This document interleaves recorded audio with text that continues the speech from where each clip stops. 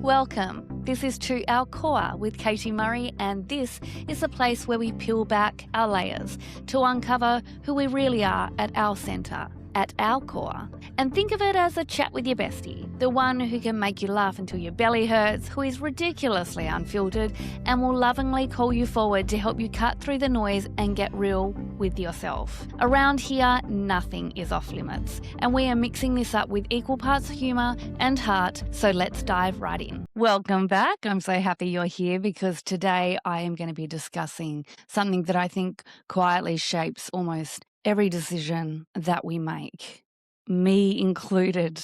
And when I was looking through what I wanted to talk about today, I realized how many little things have been playing out for me in my life. And therefore, I thought it would be something that many people can resonate with. And it's often something that happens without us even realizing, and that is the stories. The stories that we tell ourselves, not the obvious ones, not the narratives that we consciously even choose for ourselves or would immediately name up if someone asked us, what do you believe about yourself? I'm talking about the background stories. And hear me when I say a lot of them actually sound like common sense. They're the ones that sound like you're being responsible or mature or even really wise. And they're the ones that you absorbed often so early in your life that perhaps you don't even realize that they're stories at all. You have classified them as your truth. However, when people feel stuck, it's very rarely obvious to them on a conscious level about what might be playing out for them. And they might title it as a lack of insight or a lack of motivation. However, often it's actually because they're living within a story that makes certain choices or decisions feel unsafe for them or even irresponsible, or the age-old one of, that's not available to me. That's only something that someone else gets to do. And these stories often don't show up as a really obvious problem. They show up as sayings, values, and as our understanding, our reality that we've created, as this is just how life works. So they might sound like, you have to work hard to get anywhere in life, or good things only come to those who wait. Who has heard that saying? Or nothing worthy or worthwhile has ever come from ease. Or don't get your hopes up. Don't get your hopes up. Or you can't have it all. You cannot have your cake and eat it too. And then there's the guilt-ridden ones that say, just be grateful for what you have. Or just push through, keep going. And individually, they absolutely sound harmless.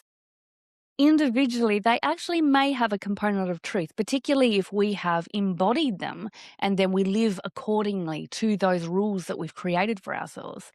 However, collectively, they can quietly organize our lives around pressure, delay, restraint, and self-monitoring. So making yourself stay within the box or the containment that you've created for yourself about what life should look like.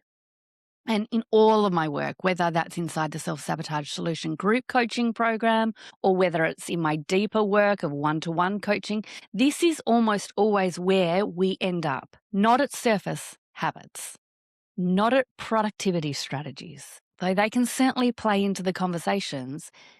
What we actually really dig into is the story underneath our behaviours, because behaviour makes sense once you understand the story that it's loyal to. So let's start with one of the most rewarded stories in our Western culture, and that is you have to work hard to get anywhere. Now, the thing is, effort itself isn't actually the issue here. The issue is how this story often evolves over time. And often very sneakily, very subtly, very quietly, doesn't come in very loudly declaring itself. However, it evolves into something else entirely that has nothing to do with effort, and it becomes more around the belief that I need to prove myself here. Or maybe you've even felt within yourself, if I slow down, I'll fall behind, or rest has to be earned. And I've done a lot of work with my coaching clients because a key theme seems to crop up for them. And that's that when I kind of do some rapid fire questions about what does rest mean to you and give me your first answer, often the language that comes to them is lazy, unmotivated, undisciplined. And so we've added a context, we've added what rest means. And therefore, internally, on an unconscious level, we're often lean away from that because they're the things that we don't want for ourselves. Or maybe it's even the belief or the saying that ease means like I'm missing something here. If it's not hard, then I must be doing something wrong. And if I'm not exhausted, I'm not doing enough. And the story shows up constantly in people who are very incredibly capable and they're intelligent. They also show up in people who struggle to stop, people who feel uneasy when things are calm. They also show up in people who reach a milestone and then immediately raise the bar from themselves. Who's been there? When you've been striving for something, and then when you get there, you celebrate it for a millisecond before then going, what next? I've got to lift the bar. I've got to keep striving. I've got to keep going. And often that story was reinforced really early for us, that maybe you had an experience where praise actually arrived through achievement. So you're like, noted, I've got that. I need to, in order to receive praise, I need to achieve. Maybe it's that you have had an experience where attention followed performance. So you stepped up, you did something, you performed, you got attention for it. And maybe it was really positive attention. So you're like, that is what people want from me. Maybe it was that stability came through you ensuring that you were always capable, that you were always helpful, that you always were impressive. So your entire unconscious mind, your nervous system learned a very specific association. Pressure equals stability. And here's where self-sabotaging behaviors enters the chat. Because if your sense of safety is tied to effort, then slowing down is never ever going to feel like neutral for you. It will feel risky. So you stay busy, you overfunction, you keep pushing even when there's no actual immediate reason to. Because it's the expectation that you've built within yourself, because ease and calmness and a lack of pressure feels destabilizing rather than something that's just your status quo. And in coaching, when we slow this right down, the belief underneath often sounds like, if I stop, something is going to fall apart here. Or if I stop, I'll lose momentum. Or if I stop, I'll become less relevant. Like, what is my purpose here? Where is my value if I'm not showing up? Like, am I going to be worthy just as I am? Will I still be as valuable? Will I still be as relevant to other people? And once the belief is named, the behavior suddenly starts to make sense. And this is closely linked to another very familiar story for people. And that is that nothing worth having comes easy. And this one is particularly sneaky because on the surface, it sounds like resilience. And resilience, a lot of the time, is seen to be an admired quality, an admired value to have. However, over time, it often turns into, if this feels hard, I must be on the right path. Or the alternative, if this feels easeful, it can't be real, like it can't be legitimate. The struggle becomes your proof. So when people choose the harder option, often it's because of those narratives, it's because of those beliefs that are running, even when other options exist to them. You know, they second guess flow. They distrust just natural momentum. ease starts to feel really suspicious for them. And difficulty, the challenge, the struggle actually becomes super validating. Like, look how I can keep going. Look how hard this is. Wow, this must mean that when I get to the finish line, I'm going to be really worthy of this success. And I've seen people stay unnecessarily in complicated systems, relationships, work structures because simplicity, the ease, doesn't feel credible to their nervous system. So when things work smoothly, they are absolutely waiting for the catch. Because the story says, if it doesn't cost you something, if it doesn't cost you your sanity, or it doesn't cost you your exhaustion and energy levels completely being depleted, then it can't be real, or it's not actually your measure of success. This was too good to be true. And another deeply embedded story that plays into that is good things come to those who wait. Isn't that the ultimate stalling strategy? Good things come to those who wait. I'm going to hedge my bets and say that most people that listen to this podcast have heard that saying. And for some people, this has absolutely supported patience and their trust in timing. That the timing that is right for them will see everything that they want delivered. And for others, it can absolutely quietly become postponement of their dreams, of their desires, of their wants, of their needs, of their wishes. They are so stuck in that story that it actually prevents them from taking action. And the story often morphs into, you know what? Don't ask for more or for too much, okay? Don't rush, and if it's meant for you, it will happen.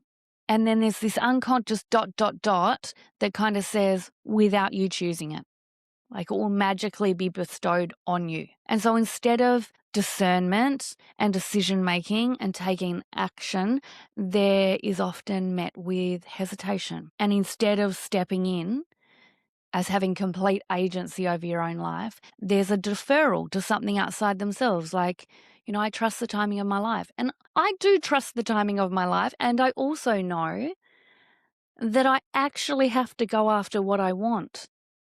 And how I reframe that saying of good things come to those who wait. I believe that if one door doesn't open for me, or perhaps a door closes for me, and I may have thought that that was the good thing that I'd been waiting for, I trust that that has been a pivot and a redirection to exactly where I need to be. However, it doesn't mean I stall or stay stationary whilst I just wait for someone or something to open the door ahead of me. I proceed on whilst trusting the timing of my life. I proceed on knowing good things come to those who continue to go after them. And people stay much longer in this space than they want to, of the waiting for the good things. They delay the conversations that actually matter for them, like the ones where they name what they want or what they're aspiring for or what they're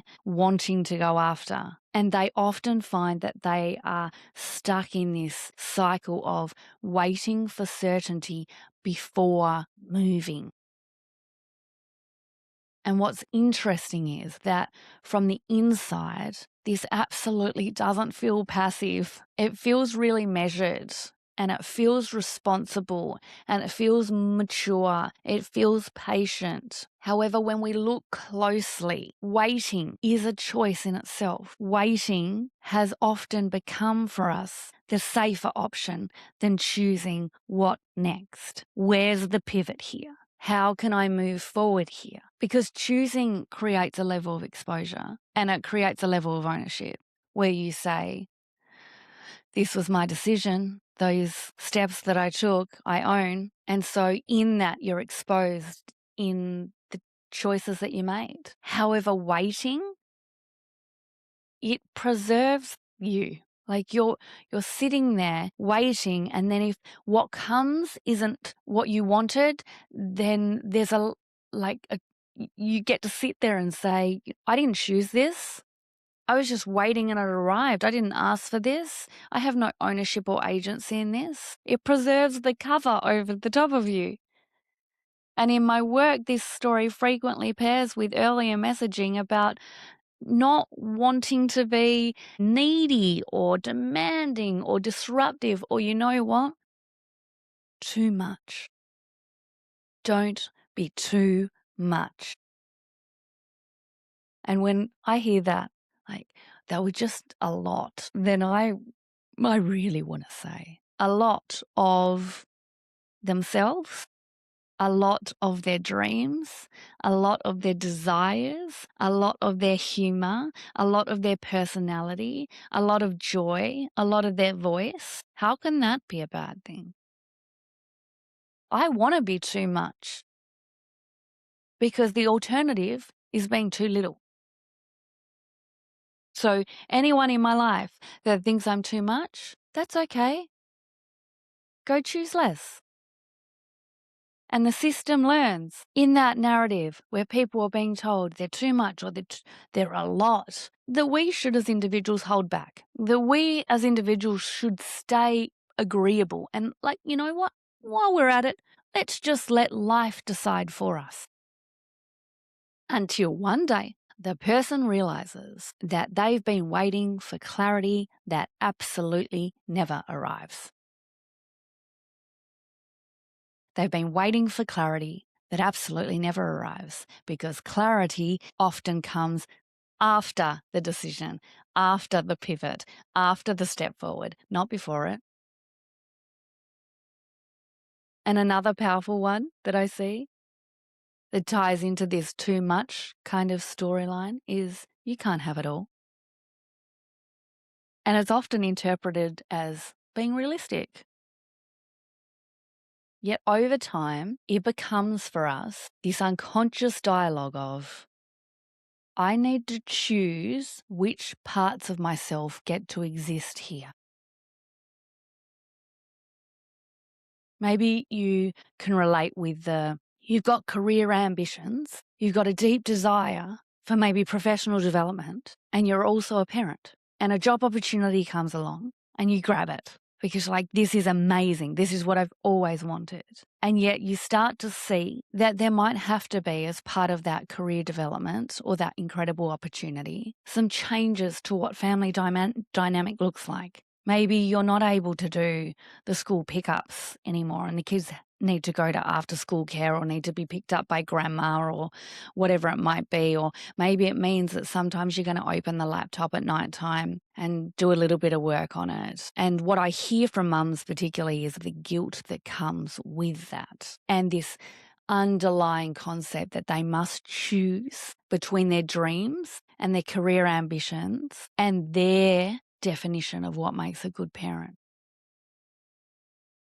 So often in coaching, I'm reframing what is the alternate story that could be here in this moment? What could you be teaching your children in this moment that actually shows them that when they become parents, they don't have to abandon themselves and all of their career ambitions, that they get to have it all. They get to be the mother that they want to be when they're there, and also they are giving their daughters or their sons a pathway that's not where their life has to stop if they don't want it to.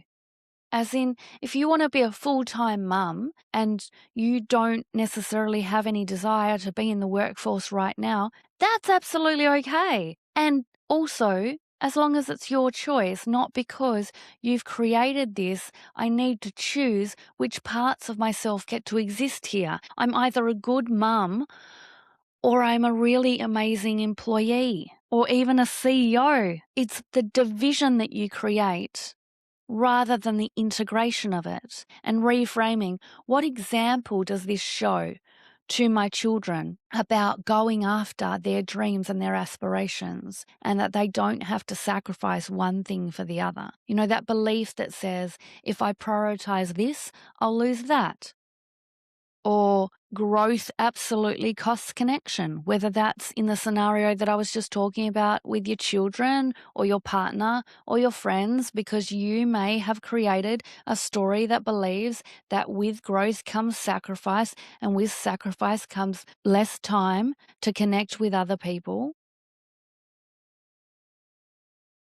And rest often in those situations is about, with that story playing in the background, is about, if I rest, then it might cost me my relevance or my importance or my value here. Who am I to take my foot off the accelerator here? So people often, when they're getting this sense, and they may not have language around it, but they're getting this sense of it's either or, they split themselves. So they'll find themselves becoming one version of themselves at work, another version of themselves in relationships, another internally, which might be, I'm a fraud.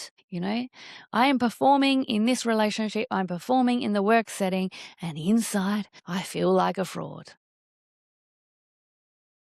Or what about this one? Who was told, don't get too excited? Don't get too excited about such and such. It's often passed down to us with really good intentions, okay?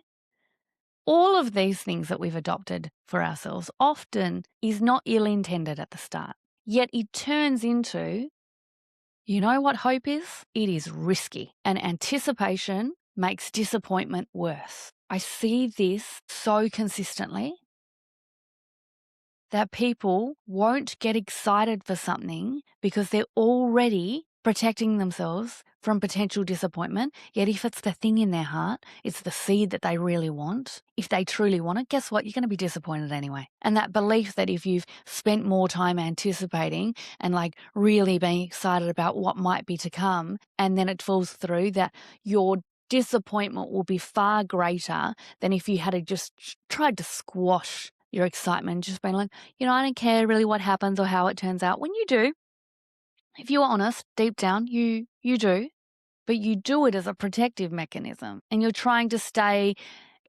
emotionally level or plateaued in order to avoid the pain that was going to be there, because if you don't get what you want, then you might feel disappointment, and that's a really valid emotion. I had a client email me on you recently and say to me that something had fallen through for them and that they were really disappointed, but that they shouldn't have got their hopes up early. They shouldn't have got excited about it. They jumped the gun. And I said in my response to them, your disappointment is valid. This is what you wanted. Just honor that. You're allowed to be disappointed. You don't have to quell how you feel about this or lie to yourself about the importance that this was for you. And also, let's reframe this to consider, what clarity did this give you by being in the excitement of being in the anticipation? What clarity did it offer to you about what you truly want, what's truly important for you, so that you can fine tune that to go again? And often people try and regulate themselves by flattening themselves, neutralizing themselves. So they minimize joy, and they just put a little bit of a cap on their enthusiasm, or they preemptively contain and anticipate disappointment. And it has absolutely nothing to do with their desire, although they're trying to suppress it. Who am I to actually want these things for my life? It's emotional constraint because that feels like the safest option for them. Yet what they're actually doing, particularly in regards to minimizing joy and keeping a neutralized cap on enthusiasm, is that they are depriving themselves of the opportunity to experience those emotions.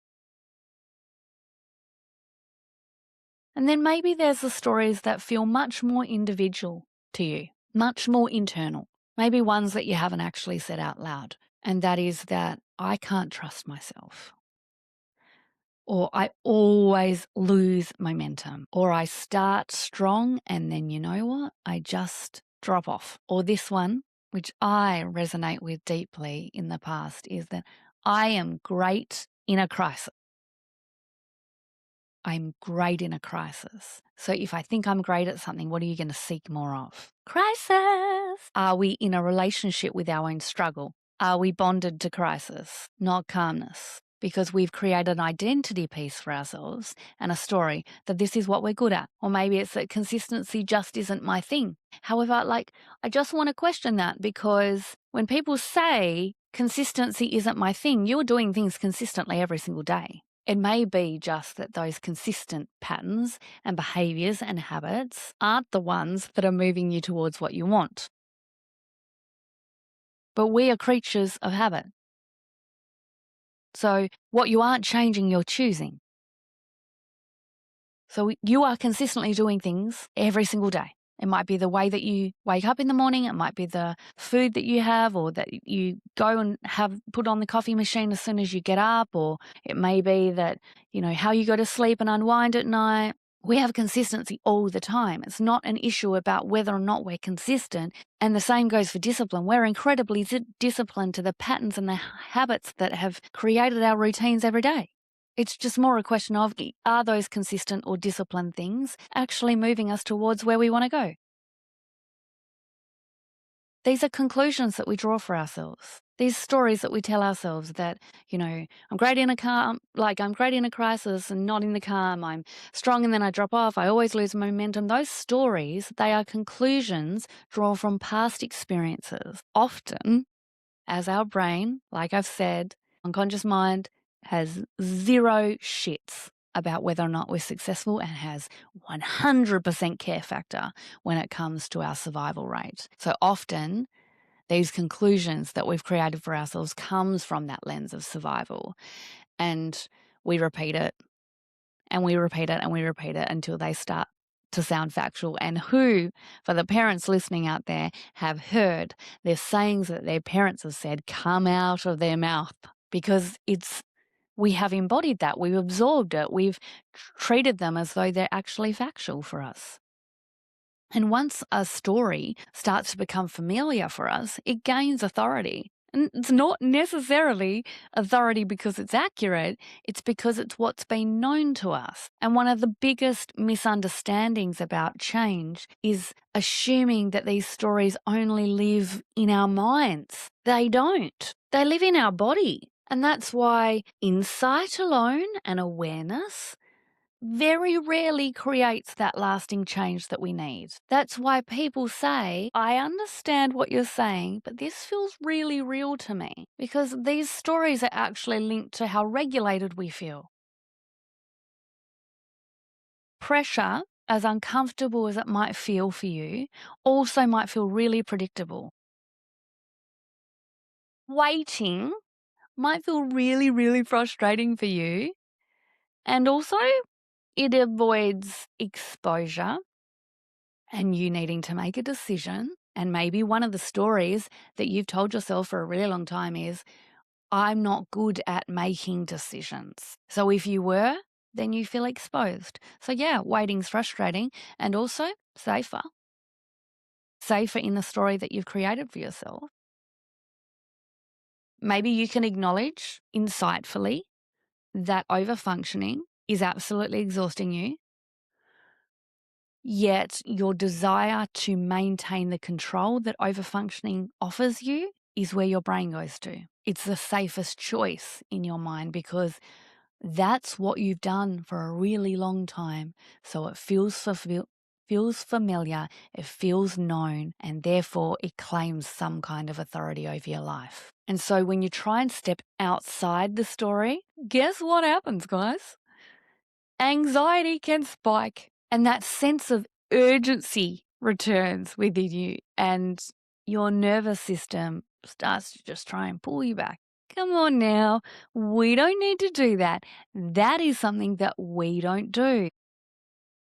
So when you look at statements like, I always, or I am always, that is an embodiment and an identity statement.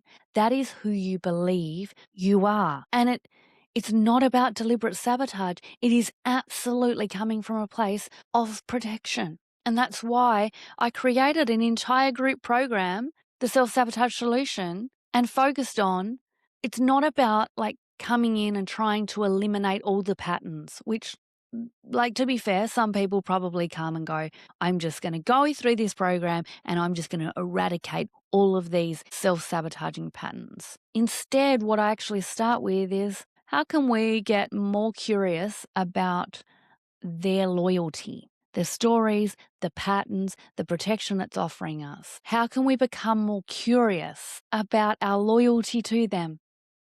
So what is this pattern of behavior or this habit or this decision making or this loop in the way that you think? What is this pattern preventing? What does it believe would happen if you stopped? And what story would collapse if this behaviour changed? Who's ever had a viewpoint about something and then they've heard an alternative perspective and they've felt a little bit unnerved about it? Because there's a part of you that goes, I can see the logic in what they're saying, and also, what does that mean about my beliefs? What does that mean about the stories that I've created? Does that mean I'm wrong? Because a lot of us haven't felt safe in being wrong. So once we understand our loyalty to the stories, change stops being so forceful. And the work isn't about replacing like one rigid belief with another. Like, okay, you're going to abandon that story that's no longer true, and then we're going to just completely adopt someone else's viewpoint or another belief. It's about instead loosening the need for certainty. So instead of, how do I get rid of this? It instead asks, what conditions, what were the circumstances, what were my experiences that made this feel necessary for me? Instead of forcing a whole new narrative, we lean in instead with experimentation about the alternative. So asking yourself, what happens if actually effort doesn't equal your worth? What happens if waiting isn't the only form of wisdom? What happens if ease is actually information that we're exactly where we need to be, instead of it being a threat to our relevance or our value? And while I love an inspiring story, I want you to know that the new story doesn't need to be huge. It doesn't need to be uber inspiring and grand and bold. It can instead just be like workable. Something like, I'm giving myself permission that I can apply effort without living in pressure.